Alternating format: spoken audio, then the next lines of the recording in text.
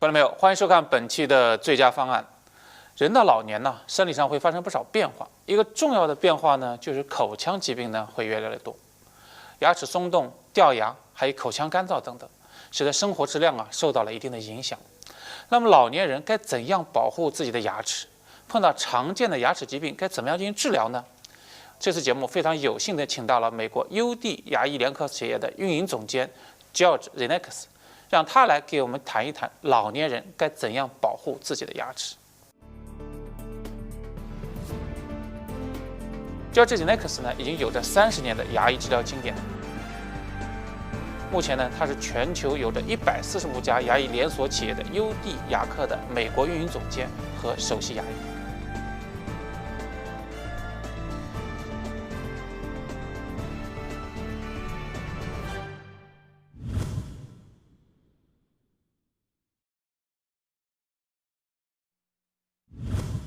Periodontal disease is common in seniors.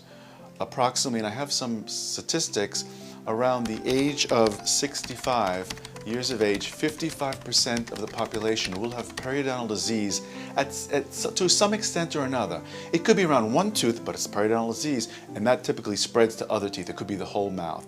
By the age of 75, 65% of the senior population have some periodontal disease to some extent. So it is quite common. A patient would typically tell me there are some telltale signs, and just listening to the patient, I could connect the dots and realize it's periodontal disease they're talking about. They're like, "Doctor, I used to have perfect smile. My teeth were like Hollywood. Now I have spaces in between my teeth. My teeth are shifting.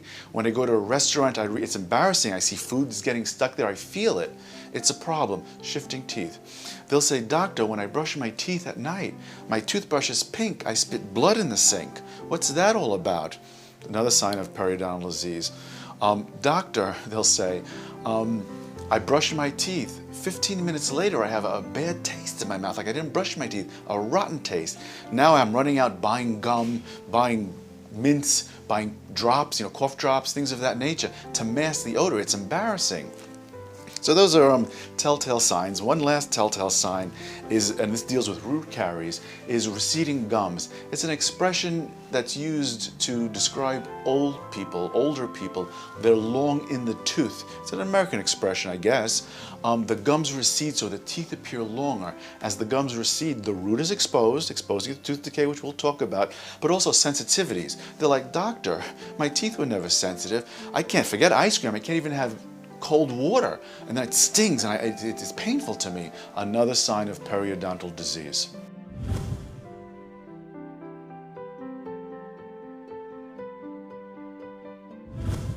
Periodontal disease is a disease where the plaque bacteria, these are the causes of it, then we'll get to a little bit of prevention, where the plaque bacteria causes the gums to pull away, to detach from the teeth, and I will show you a picture in a minute, causing a pocket. That pocket gets filled, periodontal pocket, which is measured with little devices, little rulers. We all have the periodontal probe in our mouth, gets filled with plaque and food. And again, the pocket gets a little bit deeper, it keeps getting deeper. As it gets deeper, you're less able to keep it clean at home. So it comes as a vicious cycle as time goes on. Eventually, it's going to start pulling away the bone that holds up the teeth, that anchors the teeth, thus the shifting of the teeth and the loosening of the teeth. Periodontal disease, the good news is it can be prevented. Regular checkups for the dentist, and again, this is a repeating story. Good oral hygiene at home, a healthy diet and lifestyle. That's how you prevent periodontal disease. The bad news of periodontal disease, there's really no cure for it. The flip side of that is there are treatments for it. Again, you go to your dentist, they could do deep cleanings called root planings or curatages, where they might have to numb you up for it, go below the gum line into the pockets to remove plaque, calculus, which is also known as tartar, which I'll explain in a little bit, and also diseased tissue.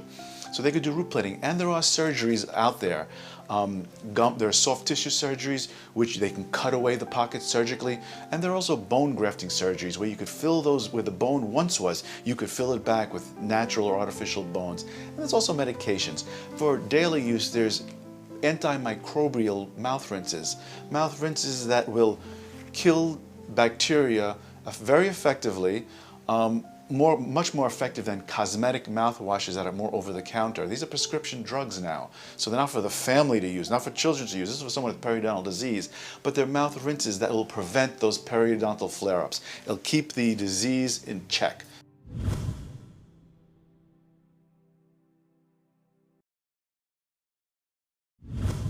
Nowadays, and there's a lot of studies going into this, the mouth is in fact connected. Periodontal disease, keeping things simple, because this is kind of complicated, is an inflammatory reaction. And this inflammatory reaction, the toxins produced by it go elsewhere in the body. It is a direct correlation, and the evidence is solid. People with active periodontal disease are at greater risk of heart disease, especially myocardial infarctions, especially the heart disease where the patient suddenly dies. Okay, it's breaking up tissues in the mouth. Why not break up heart tissue? The same goes with the brain. People with periodontal disease are more apt to have strokes. People with periodontal disease and diabetes is very prominent in the geriatric population, the person with diabetes will have more difficulty to control it with periodontal disease. So periodontal disease, there is an oral systemic connection. So it's very important that you treat periodontal disease early on.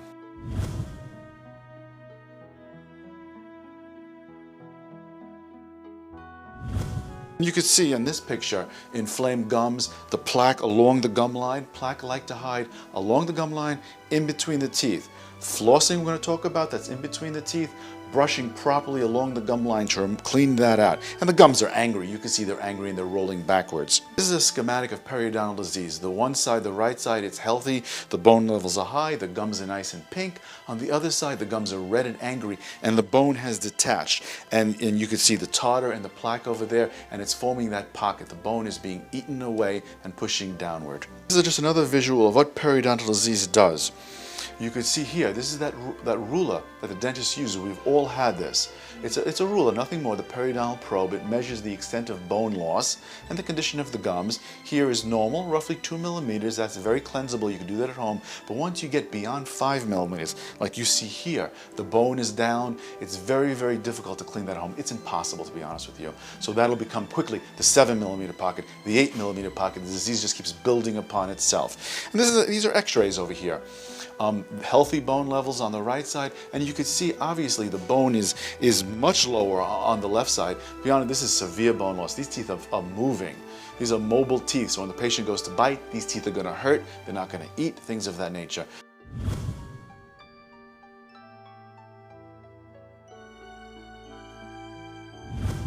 Root caries is a problem. It's a problem for the patient. Believe it or not, it's a problem for the dentist as well. It's very, very prominent. I jotted down a statistic. At the age of 75, 50% of the population will have at least one carious lesion, it's getting technical, on the root surface of the tooth. The root surface of the tooth is not covered by enamel. Enamel, again, the hardest substance of the body, that's the whites that you see here. It's not covered, so it's covered by dentin, which is much softer. So, and I've seen this personally. The caries progress very rapidly. I've said goodbye to a patient, I'll see you in 6 months. 6 months, lo and behold, they'll have 3 root caries in one particular area. It's almost a mystery to me. They're not brushing one area in particular for whatever the reason, but all of a sudden they're there. And 6 months ago, they were not there. It progresses very, very rapidly. They're technically challenging too. The reasons for root caries is kind of many. As we age, we have less saliva. Saliva does prevent tooth decay. As we age, we may not be able to practice the proper oral hygiene that we once did.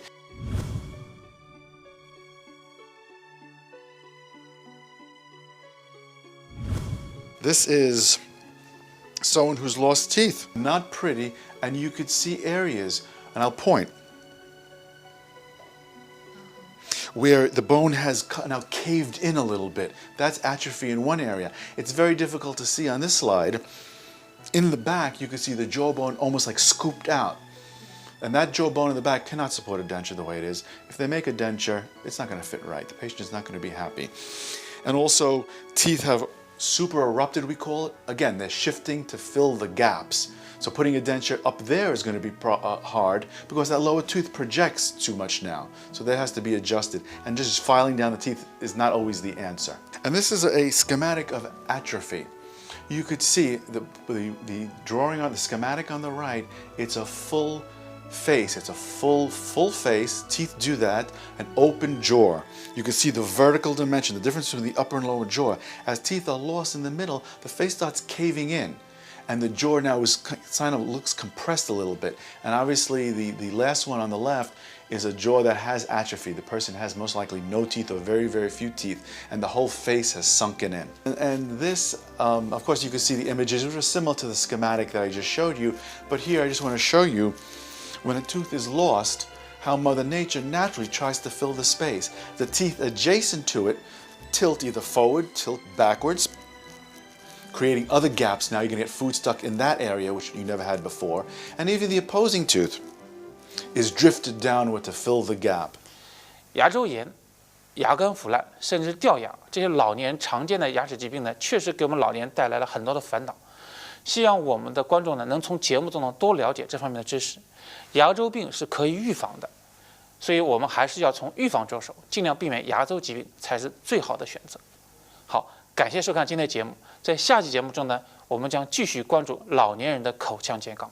我们下期节目再见。